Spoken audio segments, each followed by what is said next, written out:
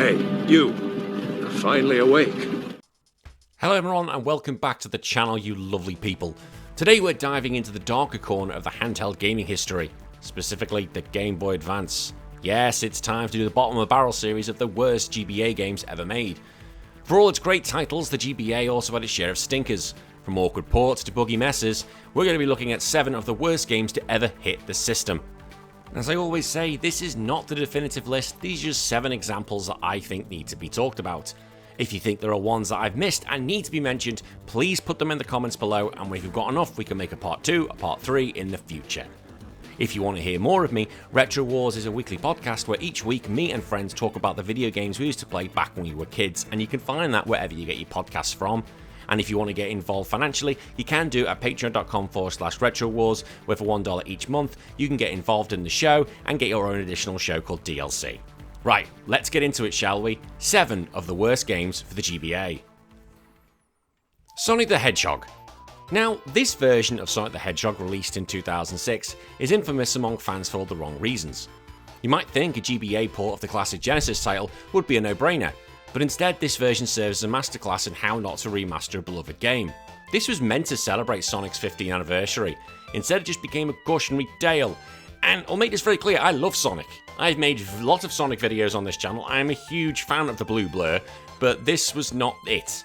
Visually, the game looked like a pale shadow of its 1991 predecessor. Whilst the sprites remained mostly faithful, the GBA's limited screen resolution made everything feel cramped.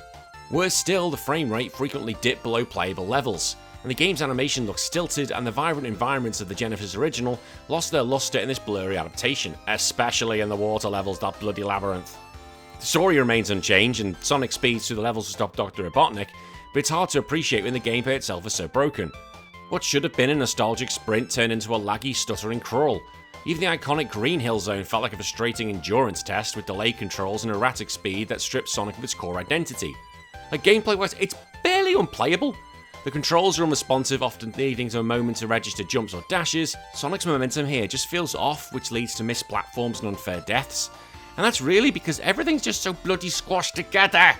Like, you're running around, how can you even see what's in front of you? It's ridiculous. You see, oh, hang on, there could be something. Oh, no, you're dead. Who thought this is a good port? Who went, yep, I like this will work. And Sonic can work on the GBA. Sonic Advance games were great. This is not. It's a game that felt like, honestly, like a cheap bootleg rather than an official release. And reception, would you imagine, was going to be universally negative. Reviewers lambasted the poor frame rate, janky controls, and baffling technical issues.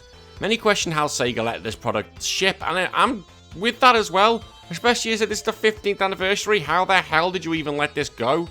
It quickly gained notoriety online as one of the worst Sonic games ever made. A title with stiff competition. I'm looking at you, Sonic 06.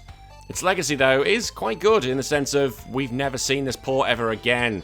It exists in the canon, but it's just a bad dream. This is an example of what happens when nostalgia is rushed and poorly executed. Fans looking to play classic Sonic are better off with the original, or play the excellent mobile remasters, or play the Sonic Origins collection, which is even better. Ultimately, this GBA version of Sonic the Hedgehog stands a painful reminder that not all ports are created equal, and that sometimes it's best to leave a classic untouched. Mortal Kombat Advanced. Released in 2001 by Midway, Mortal Kombat Advance is widely considered one of the worst entries in the iconic fighting franchise. Now, it's based loosely on Ultimate Mortal Kombat 3, and this GBA adaptation was supposed to bring the bloody battles of the arcade to handhelds. What it delivered instead was a broken, unbalanced mess that tarnished the Mortal Kombat brand on portable systems. Graphically, the game's a disaster. The characters look pixelated and lack that fluid animation that makes the arcade version so appealing. Backgrounds are bland and lifeless, and the screen feels overly cramped, making it hard to judge distances or time attacks. Add in some jagged character scaling and it becomes an eyesore quickly. And I'm not having the fact that it was on GBA, well, look, we have the Super Nintendo, and the GBA is kind of like a Super Nintendo, so why couldn't you do it? The story isn't really changed, it's following what happened in Mortal Kombat 3. There's the warriors fighting to save Earthrealm. But it doesn't really matter here because the gameplay is so fundamentally shit, it's so hard to focus on anything else. Combos are near impossible to execute, and the hit detection is laughable. Sometimes hit register from feet away, and sometimes not even at all. The AI is probably the worst offender here. It's brutally unfair, reacting with superhuman precision and chaining combos that are impossible to counter. Shao Kahn is literally kicking your ass, and it's not even fun. Meanwhile, the player's inputs just get ignored, leaving you stunned and vulnerable. It turns what should be a test of skill into a frustrating game of chance. And one of the other problems this game had was fatalities. This is one of the series' most iconic features, which are sluggish and anticlimactic, when they even work at all. Many players reported glitches or crashes when attempting to finish off their opponents. For a GBA game, when does that crash? The reception for the game is abysmal, with IGN famously giving it 1 out of 10, calling it broken beyond repair. Fans of the series were appalled, and even casual players found themselves abandoning the game after a few rounds. It failed to capture the essence of what Mortal Kombat's meant to be, and instead became a poster child for lazy handheld ports. Its legacy is pretty much a warning. Mortal Kombat itself didn't return to handhelds in a meaningful way until much later due to the disaster of this game. It's frequently cited in the worst games of all time list, not just GBA, and has become something of a meme in the fighting game community. In the end, Mortal Kombat Advance isn't just a bad game, it's a betrayal of a beloved franchise, and a game that turned fatalities into frustrations and combat into chaos. Dragon Ball Z Taiketsu. Oh, Dragon Ball Z Taiketsu hit the GBA in 2003, and for fans of the franchise, it was a major disappointment. As I constantly say, I love the Dragon Ball franchise, I love it to pieces. Hell, I named my son Goten. I didn't name my son Goten, someone commented, that's just his nickname online. Okay, my daughter's called Hiccups online, that's not her actual name, make that very clear. I don't call my wife the Queen. Yes, I do, because otherwise she'll kick my ass. Moving on. Now, Taiketsu is promised to be a high-energy DBZ combat on the go. What we got instead was one of the ugliest and most poorly executed fighting games on the system.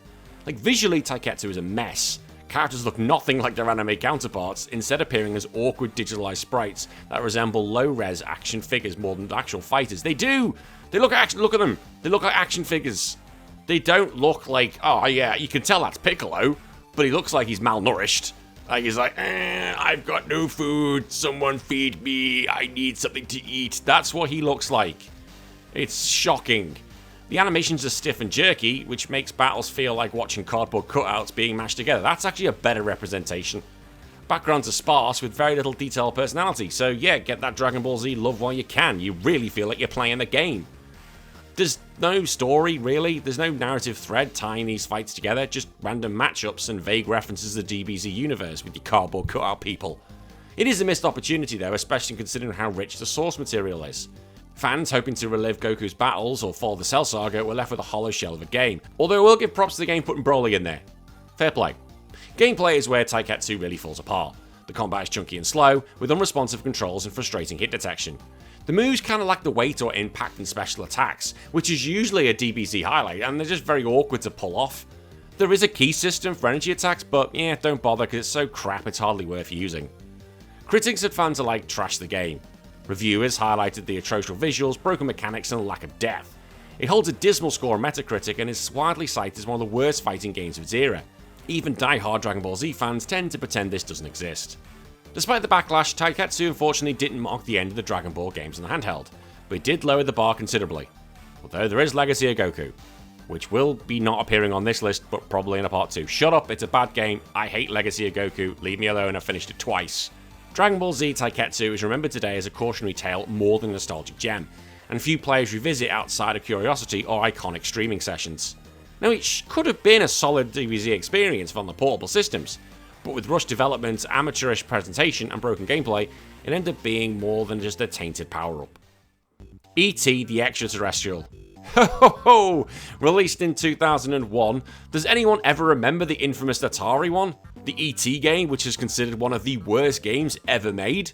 And who thought, well, you know what we really need in the market now? A new E.T. game. That's what all the kids want these days. Don't worry about all that, Mario stuff. No, E.T.'s where it at. It worked so well back then, we need to bring the bastard back. Jesus. This game is absolutely devoid of charm, clarity, and competence. It could be just as bad as the original Atari one. Graphically, it looks poorly made flash game, E.T. himself resembles like a misshapen gremlin with twitchy animations, and the backgrounds themselves could have come out of MS Paint. It's absolutely shocking. I could have probably done it, give me enough time, bear in mind. There's barely any difference in the environments, and everything has a weird dreamlike haze that makes it hard to see what's even going on. The story is a vague approximation of the film's plot. E.T. just needs to collect items to phone home, while avoiding government agents. But the game does little to make the narrative coherent or engaging. There's no dialogue, no cutscenes, and no context. Just level after level of mindless collection.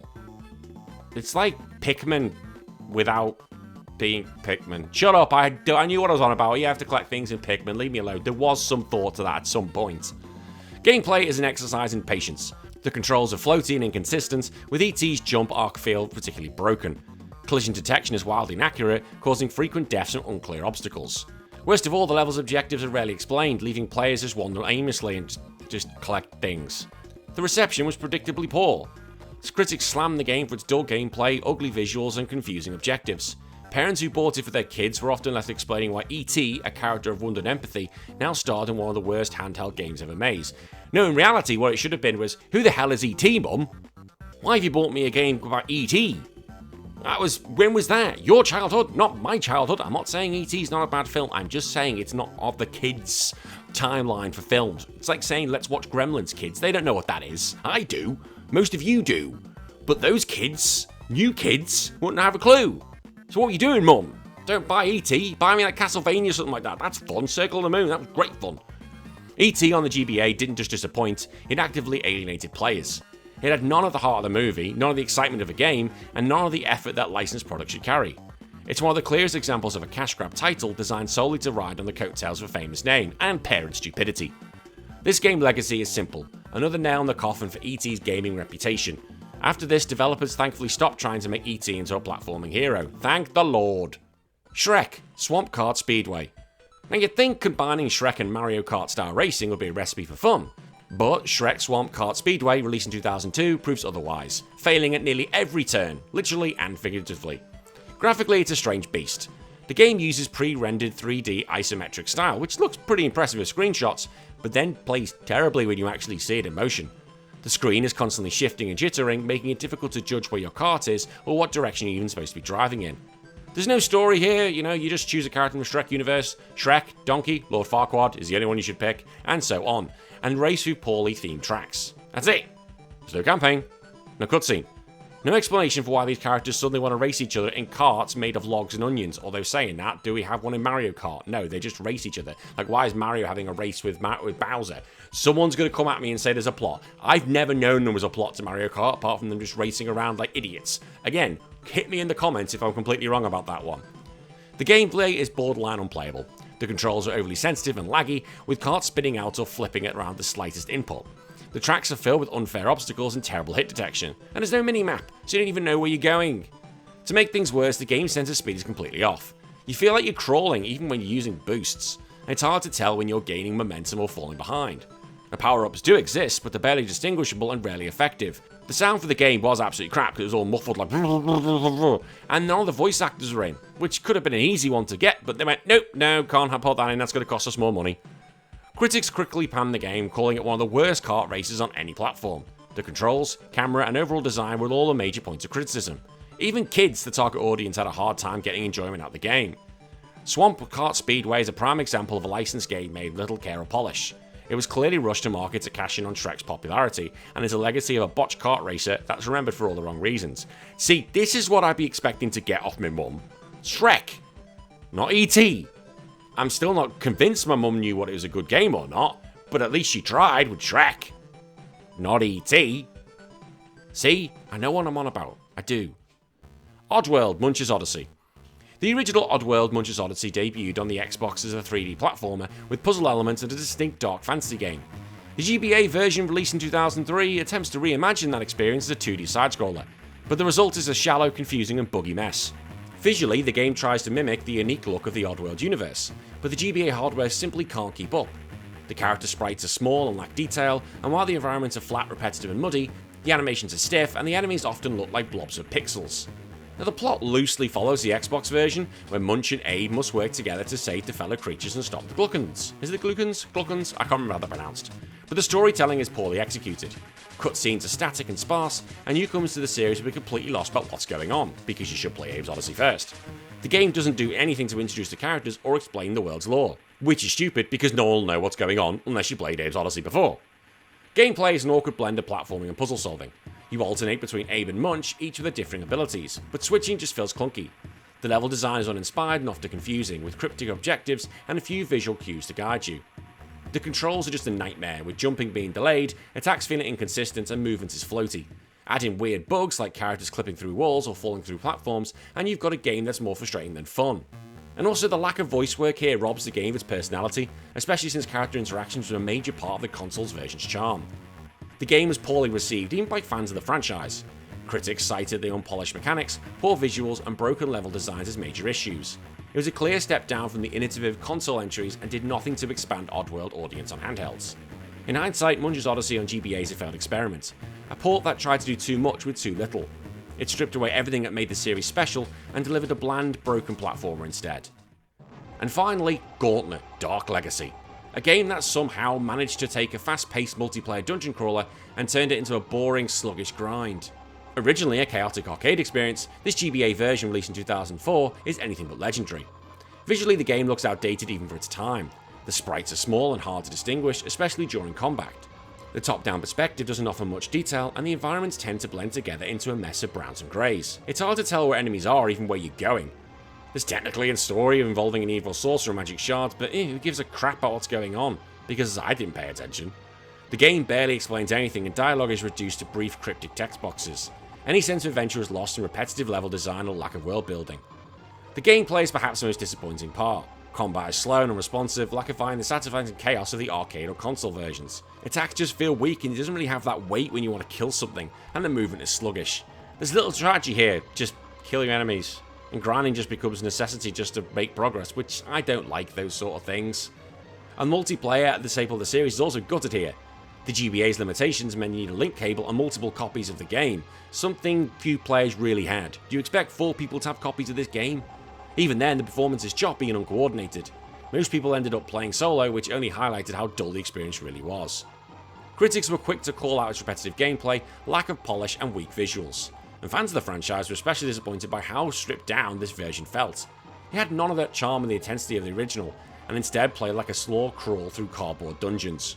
Today, Gauntlet: Dark Legacy on GBA is remembered as a swing and a miss. It failed to capture the spirit of the series and offered nothing new or engaging to handheld players. A legacy once filled with magic and mayhem reduced to button-mashing boredom. And that's it.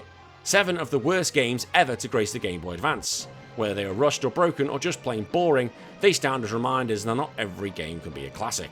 And as I said, these are just 7 examples I brought to the table. I want to hear from you guys what you think should be on this list. Now, if you think I've deserved it, please leave a like and subscribe for more content. And instead, if you want to get involved in the show, go to Retro Wars and come find me on the podcast. Until then, I'll see you all in a few days. You all take care of yourself. My name's been Danny. Bye-bye.